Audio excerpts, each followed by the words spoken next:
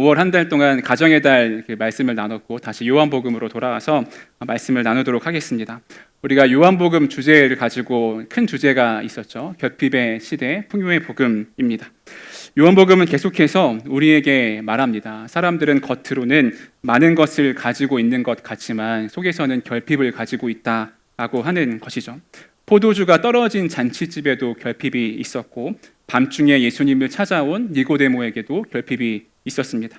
사마리아 우물가에 나온 여인에게도 결핍이 있었죠. 그리고 오늘 본문에서 아주 오래된 결핍을 가지고 살아온 사람이 등장합니다. 38년 된 병자입니다. 청년의 시기도 그럴 때가 있는 것 같아요. 사람들은 청년들에게 말합니다. 너희는 젊으니까 뭐든지 할 수 있어 라고 사람들이 이야기할 때가 있어요. 근데 정작 청년들 안에는 멈춰 있는 것 같이 여겨지는 시간이 있습니다. 진로는 정해지지 않았고 취업은 어렵고 주변 사람들은 나보다 앞서가는 것처럼 느껴지죠. 연애도 결혼도 쉬워 보이지 않습니다. 신앙도 예전 같지 않고 자꾸 무너지는 것처럼 느껴지는 때가 있어요. 반복되는 실패 앞에서 나는 왜 계속 제자리일까, 이 자리에 있을까라는 생각을 하게 됩니다. 남들은 잘 움직이는 것 같은데 내가 베데스다 못에 누워있는 것처럼 느껴질 때가 있죠. 그런 시간이 길어지면 사람 안에 단순히 고민을 넘어서 체념을 하게 되는 때가 생깁니다. 처음에는 바꿔보려고 애를 쓰죠. 기도도 하고 말씀도 찾아보고 열심히 시간을 잘 활용해서 이런저런 노력을 하게 됩니다. 그런데 몇 번의 실패와 지연이 반복되면서 어느 순간부터는 기대하기 힘들어져요. 나는 왜 계속 이 자리일까? 나는 왜 안 바뀔까? 이런 질문이 마음에 쌓입니다. 물론 머릿속으로는 다 알고 있죠. 이제 내가 변화되어야 한다. 다시 시작해야 한다. 기도해야 한다. 말씀을 붙잡아야 한다라고 하는 것을 알고 있지만 마음이 따라오지 않고 몸이 움직이지 않을 때가 있습니다. 누군가 나를 도와주면 좋겠고 이 상황을 바꿔줬으면 좋겠지만 그런 일은 쉬이 일어나지 않게 되죠. 오늘 본문의 38년 된 병자가 바로 그런 사람입니다. 이 사람은 단순히 몸만 오랫동안 아팠던 사람이 아니에요. 오래 기다렸고 또 오래 실패했습니다. 오래 밀려났고 오래 체념한 사람이었어요. 그런데 오늘 복음은 바로 그 사람에게서부터 시작이 됩니다. 예수님은 잘 준비되고 능력 좋은 사람, 강한 사람에게만 찾아오시는 분이 아니라 멈춰버린 사람, 오래 누워있는 사람, 오랫동안 실패와 좌절감에 빠져있던 사람에게 찾아오셔서 새로운 기대로 그를 일으키시는 것을 볼 수가 있어요. 오늘 말씀의 핵심 문장을 이렇게 이야기할 수 있습니다. 결핍의 시대의 풍요의 복음은 조건을 기다리던 인생을 찾아오신 예수님 안에서 다시 일어나 걷게 되는 은혜입니다. 복음은 단지 마음이 따뜻해지는 위로가 아니에요. 그냥 괜찮아, 힘내 이렇게 이야기하는 것이 복음이 아닙니다. 복음은 예수님께서 우리의 멈춘 자리까지 찾아오셔서 오래된 체념을 깨우시고 또 거짓 소망을 내려놓게 하시고 다시 오늘을 일어나 걸어갈 수 있게 하는 힘이 된다는 것입니다. 오늘 본문은 이렇게 시작합니다. 요한복음 5장 1절 같이 읽어보겠습니다. 시작. 그 후에 유대인의 명절이 되어 예수께서 예루살렘에 올라가시니라. 아멘. 예수님께서 예루살렘에 올라가시는데 보통 예루살렘에 올라갔다라고 하는 표현은 유대의 큰 절기, 명절이 되어서 올라갔다고 하는 것을 의미합니다. 그리고 이어지는 말씀을 보면 그 양문 곁에 예루살렘에는 양문이 있다고 이야기하고 그 옆에 베데스다 못이 있다라고 이야기해요. 성전에 바칠 양들이 지나가는 곳이 양문이었고 그 옆에 베데스다라고 하는 연못이 있습니다. 그리고 그 옆에는 5 행각이 있어요. 그러니까 기둥만 있고 지붕만 있는 곳입니다. 많은 사람들이 거기에 와서 쉬기도 하고 오랫동안 시간을 보내기도 하고 또 잠깐 지나가는 장소가 아니라 오랫동안 기다리는 장소였어요. 근데 그곳에 많은 병자들이 모여 있었다라고 이야기합니다. 왜 그렇게 모여 있었냐면 한 가지 속설이 있었는데 천사가 내려와서 그 연못을 이렇게 뽀글뽀글 거리게 할 때 제일 먼저 들어가는 사람이 병이 나을 것이다 라고 하는 속설이 있었기 때문에 사람들이 거기에 모여 있었어요. 요한은 그 병자들을 3 부류로 설명합니다. 맹인, 다리 저른 사람, 혈기 마른 사람이라고 표현해요. 그런데 이 표현들은 단순히 신체적인 질병만을 보여주는 것은 아닙니다. 보지 못하는 사람, 걷지 못하는 사람, 생명의 활력이 메말라 버린 사람을 이야기하죠. 이는 우리의 오늘의 영적 상태와도 연결돼서 설명할 수 있을 것 같아요. 어떤 사람은 앞이 보이지 않습니다. 내 인생이 어디로 가야 하는지를 잘 알지 못하겠는 때가 있어요.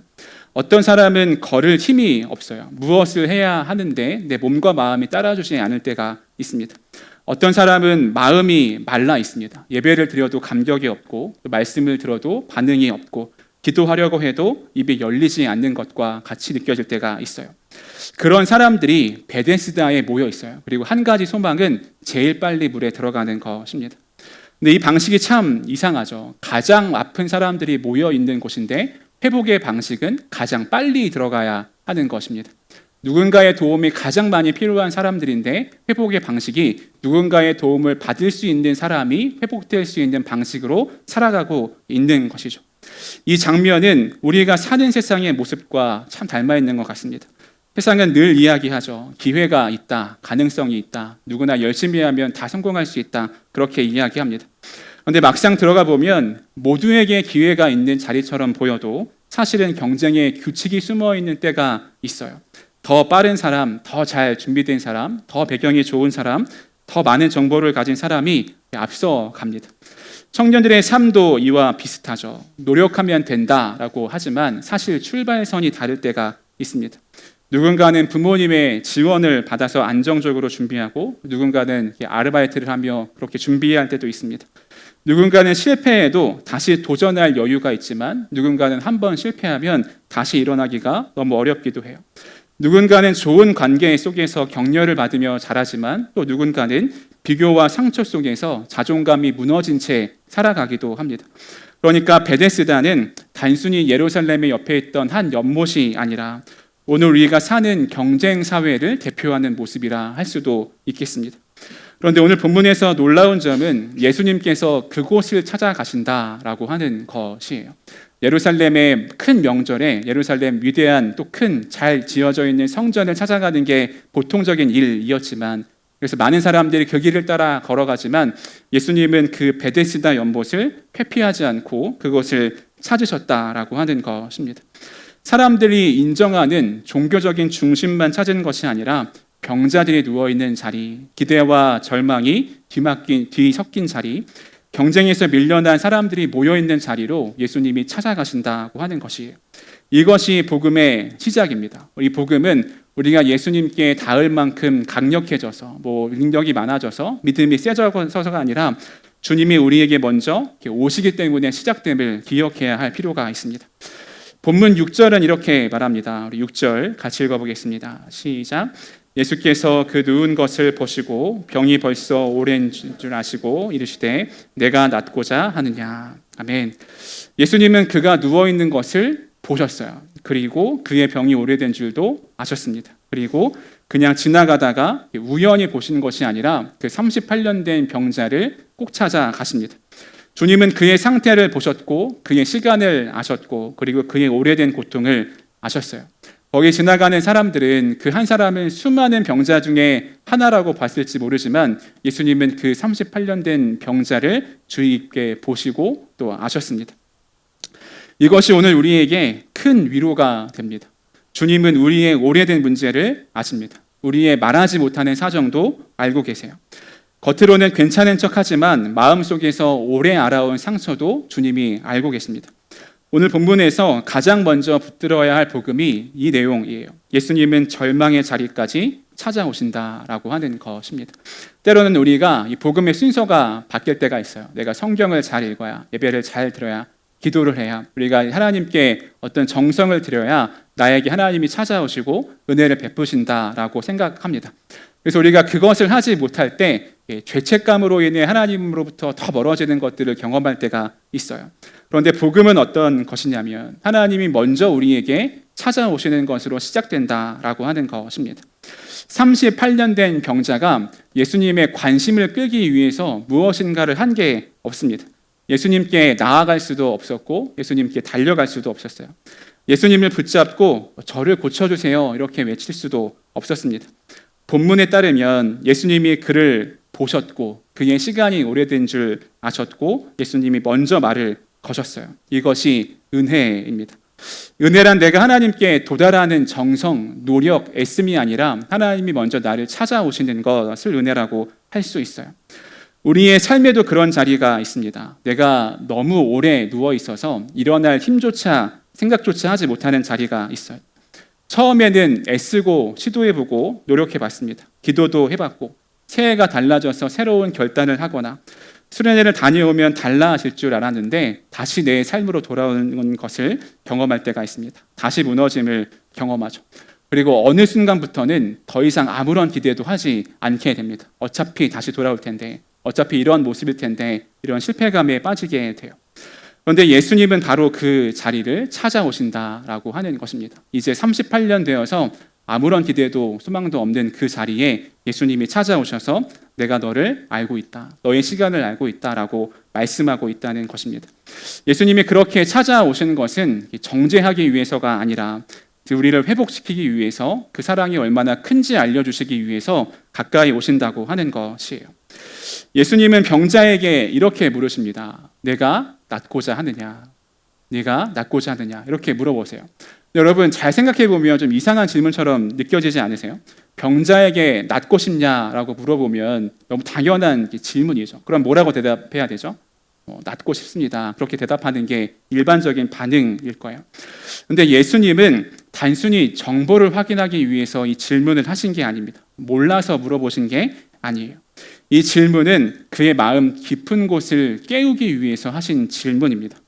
여러분, 오랜 아픔을 갖고 있는 사람에게 낫고 싶으냐는 질문은 단순하지가 않습니다. 왜냐하면 오래된 고통은 어느 순간 정체성이 되기 때문에 그래요. 처음에는 벗어나고 싶었던 문제가 시간이 흐르고 나면 내 삶의 방식이 됩니다. 처음에는 싫었던 자리가 시간이 지나면 익숙한 자리가 돼요. 처음에는 무너뜨리고 싶었던 한계가 시간이 지나면 나는 원래 그런 사람이구나 라고 생각하며 살게 됩니다. 그래서 낫고 싶다는 말은 단지 병이 없어지기를 원한다라고 하는 것을 넘어서서 이전과 다른 삶을 받아들이겠다라고 하는 의미가 담겨져 있는 질문입니다. 회복 이후에 책임을 감당하겠다. 그 이전의 과거의 실패와 어려움을 붙잡고 살지 않겠다. 그것으로 나를 설명하지 않겠다라고 하는 뜻 질문이에요. 예수님의 질문 앞에서 병자는 제가 낫고 싶습니다. 이렇게 이야기하지 않고 자신이 처한 상황을 설명해요. 물이 움직일 때 제일 먼저 들어가야 되는데 누군가 나를 도와주는 사람이 없습니다. 이렇게 이야기합니다. 그러니까 질문과 답이 조금 다른 맥락인 거죠. 이 대답은 틀린 말은 아닙니다. 굉장히 현실적인 말이에요. 1등으로 들어가야 병이 낫는데 아무도 나를 도와주지 않아서 내가 이 자리에 그냥 있습니다. 이런 의미이죠. 그는 다른 사람보다 먼저 갈 수 없었고 그 자리에 계속 머물러 있으면서 오랜 시간 쌓인 억울함과 외로움과 체념이 그 안에 있었습니다. 때로 우리는 주님이 우리에게 그렇게 동일하게 물으실 때 이 병자처럼 대답할 때가 있습니다. 너는 회복되기를 원하느냐? 그때 그렇게 되기를 원합니다 라고 하면 되는데 사정을 설명할 때가 많죠. 주님, 제 상황이 이렇습니다. 제가 이렇게 된 데는 이런저런 이유가 있습니다. 어쩔 수가 없었습니다. 이렇게 이야기합니다. 그런 말들이 거짓은 아니지만 실제로 우리의 삶에는 아픈 사정도 있지만 문제는 우리의 상황을 설명하는 것이 너무 익숙해지면 주님이 무엇을 내 삶에 하시고자 하시는지, 나에게 무엇을 말씀하시는지 제대로 듣지 못하게 된다고 하는 것입니다. 현실을 정확히 아는 것은 필요합니다. 그런데 현실을 정확히 아는 것이 순종을 대신할 수는 없어요. 내 문제가 왜 생겼는지 아는 것은 중요하지만 그것이 내 삶의 결론이 되어서는 안 됩니다. 주님은 병자의 사정을 부정하지 않으셨어요. 네가 좀만 더 빨리 가봐라. 좀만 열심히 해봐라. 이렇게 이야기하면서 물에 빨리 들어가라고 이야기하지 않으셨습니다. 그런데 주님은 그 사정에 갇히지도 않으셨어요. 그래서 다시 질문을 하시는 거죠. 너는 낫고자 하느냐? 다시 말하면 이런 뜻입니다. 네가 겪은 일을 알고 있다. 오래된 것도 알고 있고 네가 사람이 없는 것도 알고 있고 누구보다 뒤처져 있는 것도 알고 있다. 그러나 너는 아직도 회복하기를 원하느냐? 이 자리에 일어나기를 원하느냐라고 질문하세요. 주님은 오늘 우리에게도 같은 질문을 하십니다. 너는 낫기를 원하느냐? 이 질문은 정죄가 아니라 초대입니다. 너는 아직도 왜 그 모양이니? 라고 이야기하시는 게 아니라 내가 너를 일으키기를 원한다. 너도 일어나기를 원하느냐라고 하는 사랑의 질문이에요. 이 질문 앞에서 우리는 정직해야 합니다. 우리가 이런 예수님의 질문 앞에 내가 낫기를 원합니다 라고 고백하면서도 사실 익숙한 절망을 붙들고 있을 때가 있습니다. 변화되기를 원한다라고 말하면서도 변화된 이후의 삶이 두려워서 그 이전 삶을 붙들고 있는 우리의 모습도 있을 수 있어요. 신앙이 회복되기를 원한다고 말하면서도 예배와 말씀의 자리로 돌아가는 걸음은 실제로 미루고 있을 수도 있죠. 주님은 우리에게 우리의 마음을 물으십니다. 정말 낫고자 하느냐? 정말 다시 시작하기를 원하느냐라고 물어보세요. 그렇다면 이 38년 된 병자가 붙들고 있던 이 희망, 소망은 무엇인가요? 그것은 물이었습니다. 물이 움직이는 순간이었어요. 그에게 회복의 공식은 이랬습니다. 물이 움직일 때 가장 먼저 들어가는 것. 누군가가 나를 물에 넣어줘야 한다. 이런 것이죠. 그런데 예수님은 베데스다의 경쟁 규칙 안에서 그를 조금 더 유리하게 만들어주지 않으셨어요. 예수님은 아예 다른 방식으로 그를 회복시켜 주셨습니다. 이것이 중요합니다. 예수님은 우리의 베데스다를 조금 더 편한 곳으로 만들어주시는 분이 아닙니다. 예수님은 베데스다의 규칙 자체를 넘어서는 분이시죠. 세상은 이야기합니다. 빨라야 산다, 이겨야 산다, 밀리면 끝이다. 근데 예수님은 그렇게 말씀하지 않으시고 내가 너를 찾아왔다. 너의 희망은, 소망은 물이 아니라 나라고 말씀하고 있어요. 우리는 자주 베데스다의 물을 가리킵니다. 이것만 해결되면, 이 조건만 충족되면, 이 문제만 없어지면, 이 관계만 해결되면 내 삶이 달라질 텐데, 내 인생이 조금 더 괜찮아질 텐데, 그런 조건과 생각을 늘 하며 살아가요. 하나님은 우리의 현실을 가볍게 여기진 않으지만 그 현실에 갇히도록 두지도 않으십니다. 그래서 성경은 우리에게 물어요. 너의 최종 소망이 무엇이냐를 계속 묻습니다. 베데스다의 물이 움직이지 않으면 너는 끝나는 사람이냐라고 하는 것을 묻습니다. 누군가 너를 물에 넣어주지 않으면 너의 인생은 멈추는 사람이냐고 물어요. 남들보다 늦었다고 해서, 남들보다 조건이 부족하다고 해서, 남들보다 기회가 적었다고 해서 내 인생이 결론 지어진 사람이냐라고 성경은 묻습니다. 복음은 우리에게 전혀 다른 소식을 전해줘요. 세상은 가장 먼저 들어간 사람에게 기회를 주지만 예수님은 가장 오래 누워있던 사람에게 기회를 주십니다. 찾아오세요.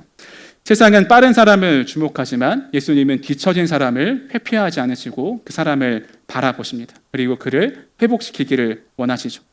예수님은 병자에게 이렇게 말씀하셨습니다. 일어나 내 자리를 들고 걸어가라. 이 말은 세 가지의 동사로 되어 있어요. 일어나라, 그리고 자리를 들라, 걸어가라 라고 하는 말씀입니다. 이게 명령처럼 들리지만 사실은 예수님의 초대라고 할 수 있어요. 38년 동안 한 번도 제대로 일어나지 못했던 사람에게 예수님은 이전과 다른 삶을 살도록 초대하십니다. 예수님은 그에게 조금 더 누워 있어라. 네 사정이 딱하구나, 어렵겠구나, 조금 있다가 일어나거라 이렇게 이야기하지 않으셨습니다. 주님의 위로는 깊지만 주님의 위로는 우리를 계속 같은 자리에 머물러 누워있게 하지 않으시고 우리를 일으키는 은혜입니다. 주님의 사랑은 우리를 방치해 두지 않으세요. 예수님은 우리를 불쌍히 여기시되 무기력 속에 빠져 있도록 방치하시는 분이 아닙니다. 예수님이 우리를 이해하시되 우리의 체념을 정체성으로 삼지 않도록 하시는 분이에요. 특별히 우리가 주목해야 될 부분은 예수님은 내 자리를 버리고 가라라고 하지 않으시고 들고 가라라고 했습니다. 이 자리가 어떤 자리인가요? 지금으로 따지면 이렇게 침상 같은 자리인데 가장 아픔과 슬픔이 집중되어 있는 자리입니다. 38년 동안 누워 있어야만 했던 상처와 아픔의 자리가 그 자리예요. 우리 생각 같아서는 이제 그 자리는 다 버리고 새로운 삶을 새롭게 출발해라 라고 할 것 같은데 예수님은 그 자리를 들고 가라 라고 말씀하세요. 이전에는 과거가 그를 지배했지만 이제는 과거가 은혜의 증거가 되었다고 하는 것을 보여줍니다. 이것이 복음이 우리 안에서 하는 일이라고 할 수 있습니다. 복음은 우리의 과거를 지워버리는 방식으로 일하지 않습니다. 물론 주님은 우리의 죄를 용서하시고 우리의 수치를 씻으시죠. 그러나 동시에 주님은 우리가 누워있던 자리조차 은혜가 되게 하시고 간증이 되게 하십니다. 실패했던 자리, 오래 넘어졌던 자리, 부끄러워서 숨고 싶었던 상처와 아픔을 주님 손에 붙들리게 되면 전혀 다르게 해석할 수 있게 되었다고 하는 것입니다. 그래서 믿음은 생각 속에서만 일어나는 것이 아닙니다. 믿음은 실제 삶의 걸음으로 나타나야 돼요. 주님이 나에게 이러한 삶을 이루셨고 행하셨기 때문에 내가 있었던 나의 자리도 이제 은혜의 증거가 되게 되는 것입니다. 물론 첫 걸음은 두려웠겠죠. 38년 동안 걷지 못했던 사람이 이제 일어나서 처음 걸음을 띄었다라고 하는 것은 굉장히 낯선 일이었을 것입니다. 그런데 그는 예수님의 말씀을 의지해서 일어납니다. 자기의 몸의 감각을 의지한 게 아니었어요. 갑자기 다리에 막 힘이 느껴져서 내가 뛰기도 하고 걷기도 해야겠다라고 한 게 아니라 내 자리를 들고 일어나라 라고 하는 예수님의 말씀에 순종해서 그 말씀을 의지해서 믿음으로 한 걸음을 내딛는 것을 볼 수 있습니다. 그래서 이전과는 전혀 다른 삶, 회복된 삶을 살게 되죠. 주님이 말씀하셨기 때문에 한 걸음을 걷는 것입니다. 내가 할 수 있을 것 같아서가 아니라 주님이 말씀하셨기 때문에 한 걸음을 내딛는 거예요. 오늘 본문 9절에서는 이렇게 이야기합니다. 우리 9절 같이 읽어보겠습니다. 시작. 그 사람이 곧 나아서 자리를 들고 걸어가니라. 이날은 안식일이니. 아멘. 보통 요 구절을 이렇게 묵상하면 걸어가니라까지 딱 묵상하고 보통 마치는데 이번에 설교를 준비하면서 말씀을 묵상하는데 이번에는 그 뒤에 이날은 안식일이니라고 하는 게 마음에 확 와닿았습니다. 요한은 왜 굳이 이 기적 사건 다음에 연이어 붙여서 안식일이니라고 하는 것을 이야기했을까 그런 생각이 들었어요. 그 이유는 이 사건이 단순히 치유의 사건, 누군가 걷지 못했던 사람이 걷게 된 사건에서 끝나는 것이 아니기 때문에 그렇습니다. 예수님이 누구신지를 드러내는 사건이 이 사건이라고 하는 것이죠. 이어지는 본문을 보면 38년 된 병자가 이제 일어나서 걷기 시작한다라고 했을 때 주변 사람들이 다 즐거워하고 막 기뻐하고 축하해주고 그래야 할 것 같아요. 그런데 사람들은 어떻게 반응하냐면 안식일인데 내 자리를 들고 일어나는 것이, 움직이는 것이 옳지 않다라고 말합니다. 38년 동안 누워있던 사람이 일어나 걷는 것을 보고도 아무런 감격도 없고 아무런 기쁨도 없는 사람이었어요. 회복의 기쁨보다 규정 위반을 먼저 본 사람들이 있었다고 하는 것입니다. 생명이 살아나는 현장 앞에서도 기뻐하지 못하는 사람들이 있었어요. 얼마나 메말라 있는 사람인가 생각이 들었습니다. 혈기 마른 사람이 그 베데스다에 못에 누워있는 사람이 아니라 이런 사람들이지 않을까라는 생각을 하게 돼요. 물론 안식일은 소중하고 하나님이 명령하신 아주 중요한 계명입니다. 인간이 노동과 성과와 생산성의 노예가 되지 않도록 하나님이 쉬라고 말씀하시는 자리이죠. 예수님은 이어지는 말씀에서 이렇게 말씀하세요. 17절입니다. 내 아버지께서 이제까지 일하시니 나도 일하신다. 이 말씀은 안식일의 참 뜻을 보여줍니다. 안식일은 아무것도 하지 않고 쉬는 날이 아니라고 하는 거죠. 지금도 이스라엘이나 유대인들이 사는 곳에 가보면 엘리베이터 버튼도 누르지 않으면서 안식일을 지킨다고 해요. 근데 예수님은 아버지께서 일하시니 나도 일하신다. 이 안식일은 하나님이 생명을 살리는 날이라고 하는 것을 알고 계셨고 그 생명에 참여하는 날이라고 하는 것을 말씀하고 있습니다. 하나님 안에서 쉬고 하나님 안에서 복을 누리고 그 복을 다른 사람에게 흘려보내는 날이 참 안식일의 날이라고 하는 것입니다. 예수님은 안식일에 38년 된 병자를 고치시면서 그 의미를 다시 새롭게 하셨어요. 안식일은 병자를 하루 더 누워있게 하는 날이 아니라 오래 누워있던 사람을 일으키는 날입니다. 안식일이니까 오늘까지 누워있고 내일부터 일어나라 이렇게 하신 것이 아니라고 하는 거죠. 이 말씀은 우리의 신앙에도 중요한 질문을 던집니다. 우리는 혹시 신앙의 형식은 지키면서 사람의 생명을 살리는 일은 마음을 잃어가고 있지는 않습니까? 예배의 자리에 앉아있지만 회복되는 사람을 기뻐하는 마음은 식어 있지 않습니까? 누군가 다시 일어나는 것을 보면서 함께 기뻐하기보다 그 사람의 부족한 점과 절차의 문제만 보고 있지는 않습니까? 교회는 베데스다의 경쟁을 반복하는 곳이 아니라 예수님의 회복이 선포되는 공동체여야 됩니다. 먼저 온 사람이 늦게 온 사람을 밀어내는 곳이 아니라 일어나기 어려운 사람 곁에 서서 함께 일어나는 공동체가 되어야 합니다.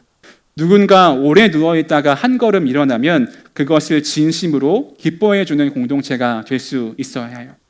누군가 예배 자리로 다시 돌아오면 함께 기뻐하고 돌아와서 참 좋다라고 말해주는 공동체가 되어야 합니다. 이제 말씀을 우리 삶에 한번 적용해 봅시다. 우리 각자의 삶에 베데스다, 여러분의 베데스다는 어디인가요? 내가 오래 누워있는 자리는 어디인가요? 내가 이 물만 움직이면, 이것만 해결되면, 이 조건만 충족되면 이제 이렇게 할 수 있겠다 생각되는 지점이 어디인가 한번 생각해 보시기 바랍니다. 먼저 진로의 베데스다가 있을 수 있습니다.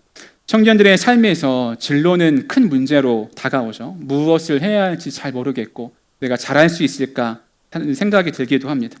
남들은 이미 방향을 다 정한 것 같은데 나만 헤매고 있는 것과 같은 생각이 들 때가 있죠. 그러다 보면 준비해야 하는 것을 알면서도 마음을 놓게 될 때가 있습니다. 이력서를 써야 하는데 미루기도 하고, 공부를 시작해야 하는데 미루죠. 조언을 구해야 하는데 혼자 걱정만 하게 되기도 합니다. 주님은 오늘 그 자리에서 말씀하십니다. 일어나 내 자리를 들고 걸어라. 이번 주에 갑자기 모든 문제를 다 해결할 수는 없겠죠. 미뤄왔던 이력서를 막 쓰고 자기소개서를 다 쓸 수는 없을 것입니다. 한 걸음을 내디디라고 하는 거예요. 한 페이지를 읽고 한 사람에게 조언을 구하고 계획을 세우고 지원서를 준비하는 것. 내가 내 열심으로가 아니라 주님의 말씀 때문에 믿음의 걸음을 건넨 것입니다. 또 하나는 비교의 베데스다예요. 베데스다 목가에서는 다른 사람이 먼저 들어가는 것을 계속 봐야 됐습니다. 38년 된 병자는 누워있으면서 나보다 빠른 사람들을 계속 살펴보았죠. 그 장면이 얼마나 마음을 무너뜨렸을까요? 우리도 비슷하죠. 다른 사람들의 삶을 보면 좋은 사회에, 좋은 직장에 취업하는 것 같고 사역도 잘하는 것 같고 신앙도 좋아 보이고 그런 마음이 본인이 들 때가 있습니다. 축하해주고 싶은 마음이 큰데 또 한편 무너지기도 해요. 나는 왜 아직도 여기 있나? 비교는 우리를 일으키는 것 같지만 사실은 눕게 만듭니다. 남의 속도만 보다가 내 걸음을 잃어버리게 만드는 것이 비교예요. 그래서 예수님은 다른 사람의 자리를 들고 일어나라, 걸어가라 말씀하지 않으시고 내 자리를 들고 걸어가라고 말씀하십니다. 그리고 신앙의 침체 베데스다가 있습니다. 신앙이 식을 때 우리는 스스로를 정죄하기가 쉬워요. 내가 이전에는 그렇지 않았는데 지금 왜 그럴까? 나는 하나님과 왜 멀어졌을까? 하는 생각이 들 때가 있습니다. 그런데 식은 자리에서도 예수님이 그 삶의 자리를 찾아오신다라고 하는 것을 오늘 말씀이 다시 보여줘요. 신앙의 회복은 감정이 뜨거워져야만 되는 것이 아닙니다. 때로는 마음이 차가워도 예배의 자리에 다시 앉는 것, 말씀을 다시 펴는 것, 짧게라도 기도하는 것에서부터 다시 회복될 수 있어요. 믿음은 느낌이 아니라 방향임을 기억해야 돼요. 마지막으로 반복되는 실패의 베데스다가 있기도 합니다. 끊고 싶은데 반복되는 습관, 벗어나고 싶은데 다시 돌아가게 되는 죄, 결심했는데 또 무너지는 패턴이 우리 가운데 있을 수 있어요. 그럴 때 우리는 두 가지 극단으로 갑니다. 하나는 스스로를 정죄하며 포기하는 것이고 또 다른 하나는 문제를 가볍게 여기면서 합리화시키는 것입니다. 그런데 복음은 둘 다가 아닙니다. 예수님은 우리를 정죄로 죽이지 않으시지만 죄와 실패 가운데 그대로 두지도 않으세요. 주님은 말씀하십니다. 일어나라 라고 말씀하세요. 필요하다면 도움을 요청하기도 해야 하고 환경을 바꾸기도 해야 합니다. 혼자 숨지 말고 믿음의 사람과 함께 싸워야 돼요. 회개는 단순한 후회가 아니라 방향 전환임을 기억해야 됩니다. 우리의 베데스다는 다 다를 수 있죠. 제가 지금 얘기한 것에 포함될 수도 있고 또 다른 베데스다가 있을 수도 있습니다.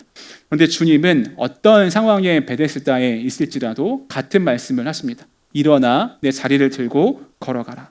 주님은 우리가 무너지고 넘어졌던 자리를 무시하지는 않으시지만 그 자리가 우리를 영원히 규정하도록 내버려 두지도 않으십니다. 우리를 눕혔던 자리가 아니라 이제는 주님의 은혜를 증언하는 자리가 되게 하신다고 하는 것이에요. 말씀을 정리하겠습니다. 오늘 말씀은 한 병자가 치유된 이야기이기도 하지만 동시에 우리의 이야기이기도 합니다. 우리도 각자의 베데스다에 누워있을 때가 있어요. 희망이 있는 것 같지만 사실은 경쟁의 자리일 때가 있습니다. 기다리고 있지만 점점 체념이 되는 삶의 상황들이 있을 때가 있죠. 나를 물에 넣어주는 사람이 없습니다 라고 하는 말처럼 내 인생이 바뀌지 않는 이유를 계속해서 찾고 찾으며 설명하며 살아갈 때가 있습니다. 그런데 오늘 본문은 분명하게 말씀하세요. 예수님이 멈춰버린 것과 같은 그 인생에 찾아오신다고 하는 것입니다. 주님은 우리를 수많은 사람 중에 하나로 보지 않으시고 나의 오래된 시간을 보시고 나에게 주목하세요. 나의 아픈 이유를 아시고 나의 체념을 아십니다. 그리고 주님은 오늘도 우리에게 묻습니다. 내가 낫고자 하느냐? 이 질문 앞에서 우리는 정직하게 서야 됩니다. 누구나 다 낫고 싶어하는 것이 아닙니다. 여전히 내가 편안한 자리, 나의 실패한 자리지만 더 이상 새로운 무엇인가를 하고 싶지 않은 그 자리에 머물러 있는 것이 더 편하게 느껴질 때가 있어요. 그때 우리는 주님에게 기도해야 합니다. 저는 낫고 싶습니다. 다시 일어나고 싶습니다. 더 이상 이 자리를 내 운명처럼 여기고 싶지 않습니다. 저는 물이 아니라 주님을 바라보고 싶습니다. 조건이 아니라 주님의 말씀을 붙들고 싶습니다. 이렇게 기도할 수 있어야 합니다. 그리고 주님은 우리에게 다시 말씀하십니다. 일어나 내 자리를 들고 걸어가라. 이 말씀은 오늘 우리에게도 여전히 힘이 있습니다. 이 말씀은 우리를 정죄하는 말씀이 아니라 회복하는 자리로 부르시는 주님의 음성이에요. 주님은 우리를 일으키십니다. 나의 과거와 상처와 아픔이 내가 되지 않도록 나를 새로운 자리로 일으키세요. 그리고 그 자리조차 은혜의 증거가 되게 하십니다. 실패가 끝이 아니라, 오래됨이 끝이 아니라 늦음이 끝이 아닙니다. 예수님이 찾아오시면 멈춰진 것 같은 우리의 인생도 다시 걸을 수 있게 돼요. 여러분, 이번 한 주 동안 오늘 말씀을 기억하면서 작은 실천을 하나씩 꼭 해봤으면 좋겠습니다. 주님이 내게 일어나라고 하시는 한 자리를 정리하면서 해봤으면 좋겠는데, 이번 주에 내려놓을 것은 내가 조건이 바뀌어야 달라질 수 있다, 이런 생각과 가치관을 내려놓으시기 바랍니다. 조건은 중요하지만 조건이 주인이 되면 우리는 계속 물가에 누워 있을 수밖에 없습니다. 이번 주에는 이것을 붙들어 보세요. 나의 소망은 움직이는 물이 아니라 나를 찾아오시는 예수님이다. 나를 살리시는 분은 조건이 아니라 주님이심을 고백하고 믿음으로 그렇게 한 걸음 걸어보시기 바랍니다. 이번 주에 실천할 것은 내가 오랫동안 미루고 있던 믿음의 행동을 실천해 보시기 바랍니다. 진로 앞에 누워 있거나 비교 속에 남들과 계속 비교하고 있거나 그렇게 하는 것이 있다면 그 시간을 줄이고 하나님이 내게 맡기신 오늘의 걸음을 기록해 보시기 바랍니다. 신앙의 침체 속에 누워 있다면 말씀 한 구절이라도 펴서 한번 읽어보시기 바라요. 반복되는 실패 앞에 누워 있다면 혼자 숨기지 않고 도움을 요청하거나 환경을 바꾸시기 바랍니다. 이번 주에 이렇게 함께 말씀 붙잡고 기도하면 좋겠어요. 제가 누워있던 자리에서 말씀 때문에 한 걸음 일어나게 하옵소서. 우리가 결단하고 이제 막 힘을 내서 이번 한 주간 그렇게 살아보겠습니다 라고 해서 뜨거워질 수 있는데 월요일이 되면 또 금방 차가워집니다. 문제가 찾아오면 금방 차가워져요. 직장 상사의 한마디, 나에선 한마디를 들으면 마음이 확 식습니다. 그래서 우리는 우리의 감정 때문이 아니라 주님 말씀 때문에 그렇게 한 걸음 한 걸음 살아갈 수 있게 됩니다. 그러므로 오늘 더 이상 물이 움직이기만 기다리지 마십시오. 더 이상 다른 사람이 먼저 들어갔다고 인생을 포기하지도 마시기 바랍니다. 더 이상 오래되었다는 이유로 절망을 최종 판결처럼 내 삶에 남겨두지 마시기 바랍니다.